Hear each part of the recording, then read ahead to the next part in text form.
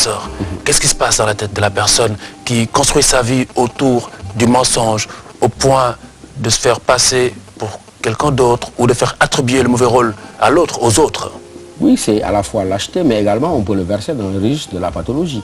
Parce qu'en fait, quand vous dites celui qui vit dans le mensonge, ça veut dire qu'il a fini de dresser entre lui et les autres une barrière infranchissable. La barrière qu'il dresse, ce n'est pas celle de sa personnalité, mais de celle qu'il dissimule. Et donc, en réalité, le mensonge n'est qu'un moyen par lequel il dérobe son intimité et son visage réel aux autres. Parce que simplement, peut-être, il a un problème d'insertion sociale, parce que simplement, la nature des rapports qu'il entretient avec les autres ne correspond pas à son être le plus fort. Il se dissimule dans le mensonge. Mais il faut comprendre ce qu'il y a de dangereux là-dedans. Parce qu'en fait, on ne peut pas imaginer un mensonge qui serait universel. Le premier principe de la morale, c'est de se poser la question, comme dit Emmanuel Kant, mais et si tout le monde en faisait autant? Donc quand je suis sur le point de voler, je me dis, mais et si tout le monde volait à tout le monde? De la même manière, je dois me dire, mais écoutez, où en serait l'humanité si chacun mentait à tout le monde? Et donc ça veut dire quoi? Le mensonge, où il est pure gratuité, où il est lâcheté, mais quand on perpétue dans ce registre du mensonge-là, on est aversé dans le risque de la mythomanie, donc ça veut dire le risque de la névrose et en définitive de la pathologie. Mais il faut dire qu'il y a un mensonge conscient. Et ce mensonge conscient rejoint ce que vous dites. Ça veut dire quoi? C'est quelqu'un qui dresse ce mur de mensonges entre nous et les autres pour dissimuler son être le plus profond. Parce qu'encore une fois, ce qu'il a en lui ne peut pas se donner à être apprécié, accepté par l'autre. Et comme tel, il donne à l'autre le visage qu'il voudrait qu'il ait de lui